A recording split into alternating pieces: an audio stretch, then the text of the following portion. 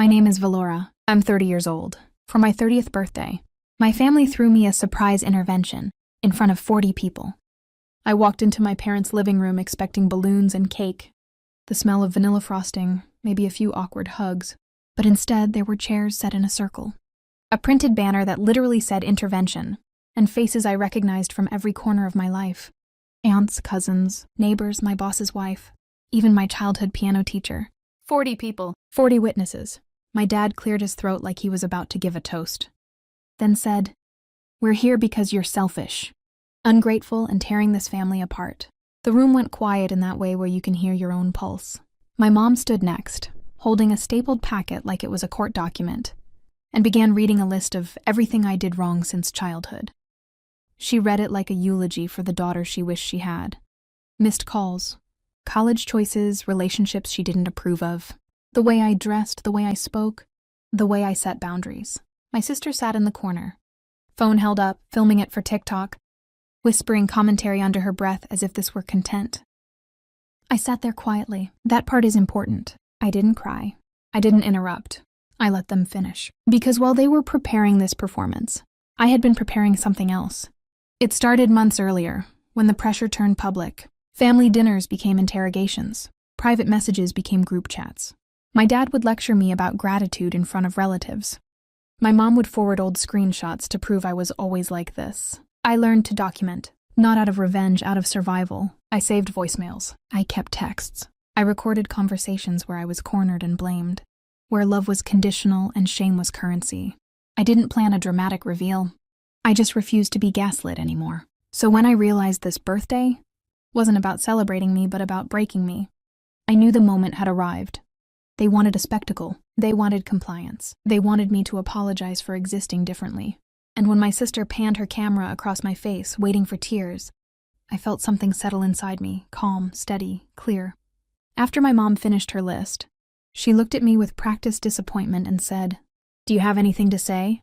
I looked around that circle, at people who'd never asked how I was but had plenty to say about who I should be. I thought about the nights I went home shaking, the mornings I woke up with dread, the birthdays I'd spent shrinking to keep the peace. I thought about the word intervention and how it was supposed to mean help, not humiliation. I breathed in, counted to 3 and said, "Funny, I've been recording too." The air changed. You could feel it. My sister's phone wobbled. My dad laughed once, sharp and disbelieving. My mom's smile froze. I stood up, connected my phone to the TV, and pressed play. The first audio was my dad, calm and cruel, telling me I was a burden unless I did exactly what he wanted. Then my mom, crying softly while explaining how she'd tell everyone my private struggles for my own good. Then my sister, giggling about views and likes, saying, "People love a messy redemption arc." Each clip played to the end. No edits, no commentary. Just their voices, their words, their intentions laid bare. Faces in the room shifted. Confusion, embarrassment, anger. A cousin whispered, "Did he really say that?" Someone else stood up. Another person quietly left. I kept going. Text messages appeared on the screen, timestamps and all. Threats dressed as concern. Ultimatums dressed as love. The narrative they built collapsed under its own weight. When the screen went black, no one clapped. No one spoke. My dad tried to interrupt, but the room had turned. People asked questions, real ones. Why was this public? Why was she filmed without consent? Why did you call this a birthday? My mom started to cry. Real tears this time, but not the kind that erase harm. My sister stopped recording. The silence stretched until it felt like a verdict. I didn't raise my voice. I didn't insult anyone. I simply said, "I'm done being the family project." That's when the fractures began. Arguments sparked in corners. Defenses crumbled. Long-held alliances snapped. By the time the night ended, 6 relationships were already broken beyond repair. And I walked out without cake, without gifts, without a family the way it used to be, but with my dignity intact. My truth heard, and my life finally my own. I stepped outside into the cold night air, my hands shaking, not from fear but from release. Behind me, through the thin walls of that house, voices collided, accusations, excuses, damage control. I sat in my car for a long minute before turning the key, realizing something huge had shifted. For the first time in my life, I wasn't the problem they could all agree on. The drive home felt unreal, like I had crossed an invisible border. My phone buzzed nonstop, missed calls, texts swinging wildly between anger and apology. My aunt messaged that she had no idea. A cousin said she was proud of me. My dad left a voicemail saying I'd embarrassed the family. My mom sent a long paragraph about how hurt she was. My sister blocked me, then unblocked me, then sent a single line, "You ruined everything." I didn't reply.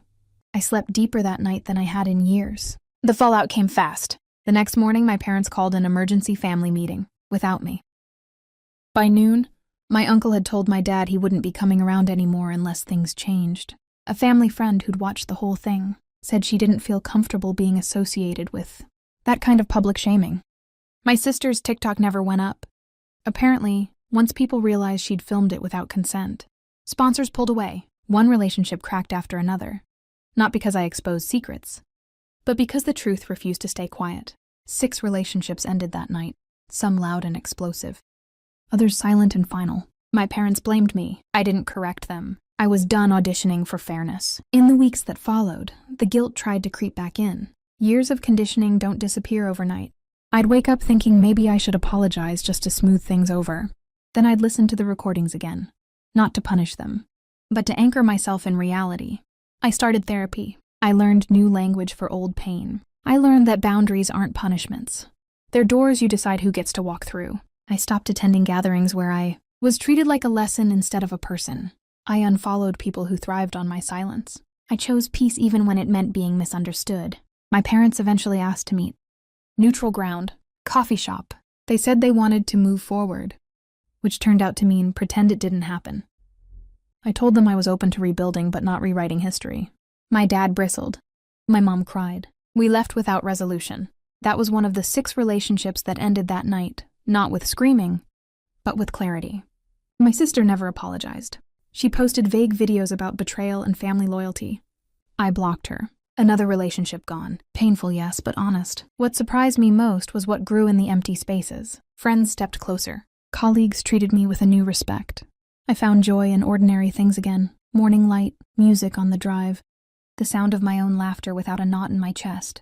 I celebrated my actual birthday a month later with people who showed up to celebrate me, not fix me. There was cake. There were candles. There was no circle of chairs, no banner, no cameras waiting for my breakdown. Just warmth. Just choice. Sometimes I replay that moment in the living room. When I said, "Funny, I've been recording too." Not because I'm proud of the chaos, but because it reminds me of the exact second I stopped shrinking. They called it an intervention. I call it my exit. If you're listening to this and you've ever been made the villain in someone else's story, if your pain has been packaged as a performance, if love has come with conditions you can't survive, know this. You are allowed to tell the truth. You are allowed to leave the room. You are allowed to choose yourself, even when it costs you relationships that only existed when you stayed small. That night, 6 relationships ended, but one finally began. The relationship I have with myself, built on honesty, courage, and freedom. My name is Arlette, and I'm 29 years old. The smell of roasted turkey still makes my jaw tighten, because that was the night my brother stood up at Thanksgiving and announced our parents had secretly given him the company I built, and that I was getting nothing. We were seated around my parents' long oak table, the same one where I'd once balanced invoices and laptops while everyone else watched football. And the candles flickered like they knew something awful was coming. My brother cleared his throat with that practiced confidence. He always wore like a tailored suit, lifted his glass, and said it loudly enough to pin every conversation to the wall. "Before we eat, I just want to thank Mom and Dad for believing in me and officially handing me the company." And then, with a smile that cut, he added, "Arlette won't be involved anymore." I felt heat rise behind my eyes. Not because I was surprised. Betrayal has a smell too. Metallic and familiar, but because the timing was surgical, chosen to humiliate. My parents didn't look at me, not even when he said I was getting nothing, as if the word itself were a verdict already stamped. I built that company from a borrowed desk in a drafty studio, nights powered by cheap coffee and stubborn hope, while my brother was finding himself on my dime. And now he was standing there like a hero in a story he'd never written. I thought of the first client. I landed by promising a turnaround. I barely knew how to deliver.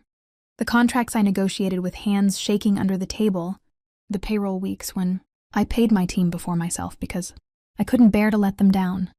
And all of it flashed through me, as my mother dabbed her lips with a napkin and my father studied the grain of the wood as if it could absolve him. My brother kept talking, embellishing the narrative, saying our parents wanted stability, wanted a real leader, wanted someone who could take it to the next level. And I could hear the air in the room thin, forks hovering, relatives holding their breath. Because family dinners have a way of becoming trials without juries. My aunt's eyes flicked toward me, my cousin coughed, and the silence begged me to play my part, to shrink, to swallow it. Instead, I took a sip of wine, slow enough to feel the cool glass against my lips, and I tasted the courage I'd been hoarding for years, because that was the moment the words on the thumbnail of my life formed, themselves exactly as they would later be repeated. My brother stood up at Thanksgiving and announced our parents had secretly given him the company I built and that I was getting nothing. So I took a sip of wine, looked at my dad and said, "Should I tell them now, or do you want to?" The question landed like a dropped plate, shattering the careful story my brother was telling. And for the first time that night, my father looked at me. His eyes held the panic of a man who knows a locked drawer has just been rattled. He stammered something about timing, about family, about gratitude, but the room had shifted toward me, gravity recalibrated, and I could feel years of being the quiet one peel away. I remembered the emails I'd saved, the signatures I'd insisted on when my parents pushed me to keep it informal, the clauses I'd added late at night because I trusted paper more than promises. I remembered my brother's name missing from the documents when it mattered and mysteriously appearing when it didn't, and I understood then that their plan relied on my silence more than his speech. I didn't raise my voice, didn't need to, because calm can be louder than shouting, and I let the pause stretch until even the turkey seemed to cool. Then I asked again gently, "Should I tell them now, or do you want to?" My brother's smile wavered, the room leaned in, and in that held breath I felt something unfamiliar. Bloom control, because the truth, once invited, has a way of walking in without asking permission.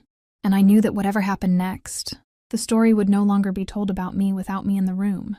The room stayed frozen after my question, and in that silence I finally understood how much power comes from simply refusing to be erased. My dad opened his mouth, closed it, then tried to laugh it off, but the laugh cracked, and my brother shifted his weight like a man realizing the ground under him wasn't solid anymore, while I set my glass down carefully and told them there were things everyone deserved to hear. Because this wasn't just about hurt feelings, it was about truth. I explained how the company hadn't been a family project the way they liked to say, but something I had started alone at 23 with a loan I repaid myself. How every early contract listed me as founder and sole owner. How my parents had only come in later, offering advice that slowly turned into pressure, and how my brother's sudden promotion had happened behind my back while I was negotiating our biggest expansion. I watched faces change as details replaced assumptions, and I could feel the narrative slipping from my brother's grip as relatives leaned forward, asking questions he couldn't answer. My mother tried to interrupt, saying this wasn't the place, that Thanksgiving was about togetherness. But I pointed out, still calm, still steady, that they had chosen this place, when they announced I was getting nothing, and that togetherness built on lies was just a prettier word for control. My brother snapped that I was exaggerating, that the company needed a stronger presence, and that he was only stepping up. And that's when I slid the folder I'd brought, unopened until that moment, across the table toward my dad, telling him he could either explain the signatures himself or let me do it. The folder contained copies of incorporation papers, equity agreements, and emails acknowledging my sole ownership. And as my dad flipped through them, his shoulders sagged, the weight of proof bending him forward, while my brother's confidence drained into anger. Someone gasped when they realized my brother had been named interim CEO without legal authority, and another relative murmured that this looked bad. Very bad. I didn't relish their discomfort, but I also didn't soften the truth. I said I had discovered the transfer attempt weeks earlier, had already consulted counsel, and had decided to wait until Thanksgiving only because I hoped they'd choose honesty before spectacle. But since they hadn't, I was done protecting feelings at the cost of my future. The argument erupted then, voices overlapping, accusations flying, my brother insisting he'd been promised everything since childhood, my parents pleading that they were just trying to keep peace, and me repeating again and again that peace without fairness is just silence enforced. Eventually my uncle stood and told everyone to stop, reminding them that facts mattered more than pride. And in that pause, my dad finally admitted what he'd tried to hide, that the company was legally mine, that any attempt to give it away would fail, and that they'd hoped pressure would make me comply. Hearing it out loud felt like a door closing behind me. Final and freeing, and I stood, thanked everyone for listening, and said I was leaving because the rest could be handled through lawyers, not leftovers. I walked out into the cold night with my coat half buttoned, heart racing but spine straight, and for the first time in years I felt light, like I'd set down a burden I didn't know I was carrying. The weeks that followed were messy, angry messages, forced apologies, and eventually silence, but the outcome was clear. My brother lost his illusion of inheritance. My parents lost the leverage they'd relied on, and I gained something more valuable than an apology, which was clarity. The company stabilized under leadership chosen for competence, not blood, and I learned that family loyalty doesn't mean accepting betrayal as tradition. When people ask me now if I regret speaking up at that table, I think back to the candles, the turkey, the way my voice didn't shake when I asked, "Should I tell them now? Or do you want to?" And I smile because that question changed everything. Not just for me, but for anyone watching, who's been told to be quiet for the sake of peace. If this story resonated with you, if you've ever been pushed aside, underestimated, or told you were getting nothing after giving everything, then stay with this channel. Subscribe now so you don't miss more real, powerful stories about standing up, reclaiming your worth, and watching the truth finally take the seat it deserves at the table.